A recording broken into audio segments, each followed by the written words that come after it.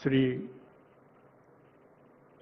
మాన్యులు శ్రీ యనమల రేవంత్ రెడ్డి గారు,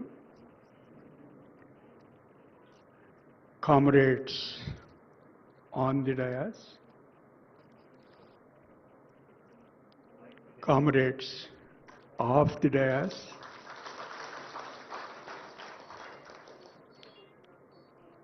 మిత్రులు,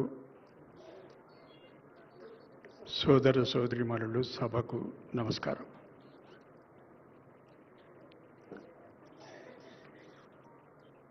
ఒక ఉద్వేగభరితమైనటువంటి సందర్భం.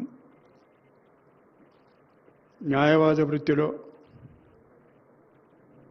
న్యాయమూర్తిగా ఉన్నప్పుడు, ప్రధాన న్యాయమూర్తిగా ఉన్నప్పుడు, సర్వోన్నత న్యాయస్థానంలో ఉన్నప్పుడు ఎన్నో అవార్డులు, ఎన్నో గౌరవాలు, ఎన్నో బిరుదులు అన్నీ ఒక ఎత్తు అయితే, రావినారాయణ రెడ్డి గారి స్మారక అవార్డు పొందడం అనేది నాకు అత్యంత ప్రధానమైంది. ఇప్పటి వరకు లభించినటువంటి బిరుదులన్నిటికంటే కూడా ఇది చాలా గొప్పది.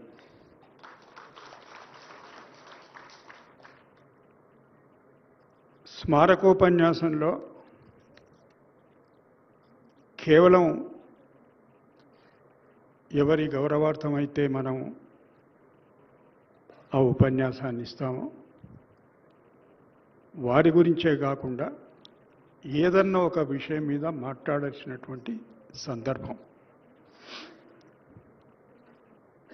అయితే మిత్రులు అందరూ మన్నించాల్సింది ఏమిటంటే, స్మారకోపన్యాసం అనేది రాతపూర్వకంగా ఉండాలి. ఎందుకంటే అది రికార్డులో ఉంటుంది. కొన్ని అంటే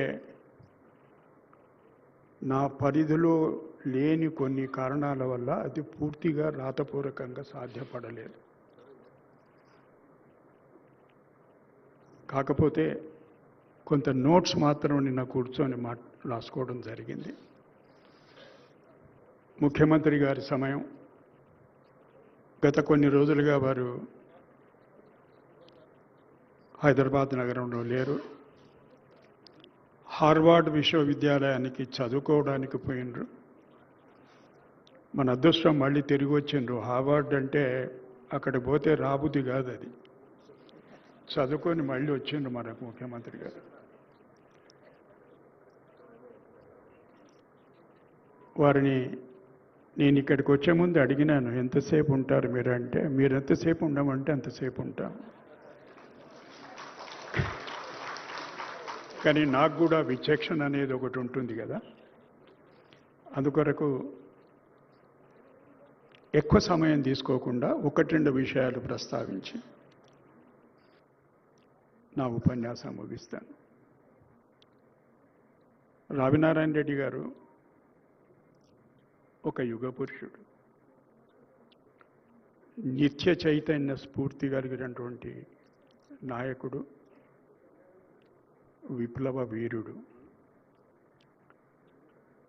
నమ్మన సిద్ధాంతం కొరకు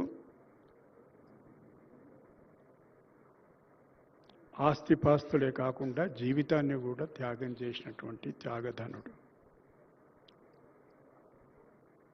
ఒక్కటి రెండు విషయాలే ప్రస్తావిస్తా. ఆయన రూపొందించినటువంటి ఒక డాక్యుమెంట్, ఒక పత్రం పేరు వినపడుతుందా? ఇప్పుడు వినపడుతుందా అందరికి? నగ్న సత్యం, తెలంగాణ నగ్న సత్యం.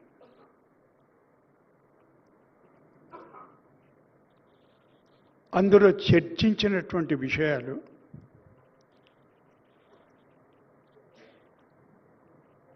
లేవనెత్తినటువంటి ప్రశ్నలు సాయుధ పోరాటం అంటే ఏమిటి? గెరిల్లా పోరాటం అంటే ఏమిటి?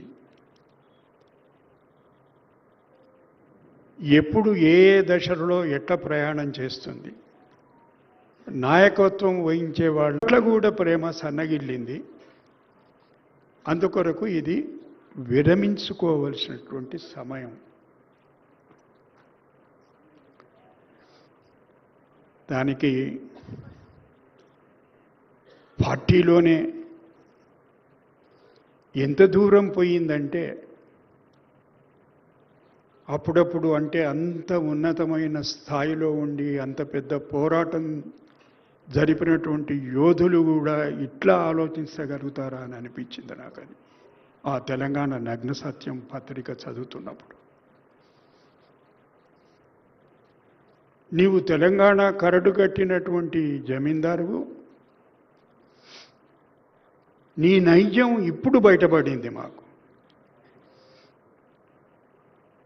సాయుధ పోరాటంలో ప్రవేశించకముందే ఆయన సంపాదించింది కాదు, వారసత్వంగా వచ్చినటువంటి 500 ఎకరాల భూమిని ఓ విధంగా మెయిన్ లైన్లో పోతే పట్టుకుంటారేమో, మళ్ళీ పోలీసులు ఒకవైపు, పార్టీలో తిరుగుబాటు ఒకవైపు అని రకరకాలుగా ప్రయాణం చేసి తన సతీమణి సీతాదేవి గారితో కలిసి బాంబే ప్రయాణం. ఆయన రహస్యంగా ఉంటున్నప్పుడు ఆయన దగ్గర దాచినటువంటి 1100 రూపాయలు తీసుకొని పోయిండ్రు. అవి అయిపోయినాయి. కొన్ని రోజులు పస్తులు.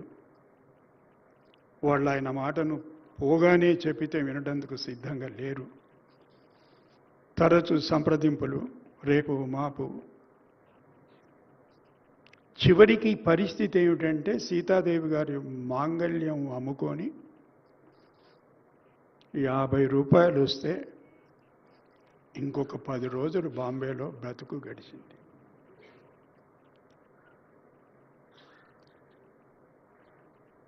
ఈ నేపథ్యం ఉన్న మనిషిని ఇంత జరుగుతున్నా ఈ మాటలు మాట్లాడిన లోపల వాళ్ళ లోపల ఎలాంటి మార్పు లేదు. చివరికి జరిగింది ఏమిటి? ఆయన చెప్పిన మాట వినాల్సి వచ్చింది కేంద్ర కమిటీకి. సాయుధ పోరాటాన్ని విరమించుకోవాల్సి వచ్చింది.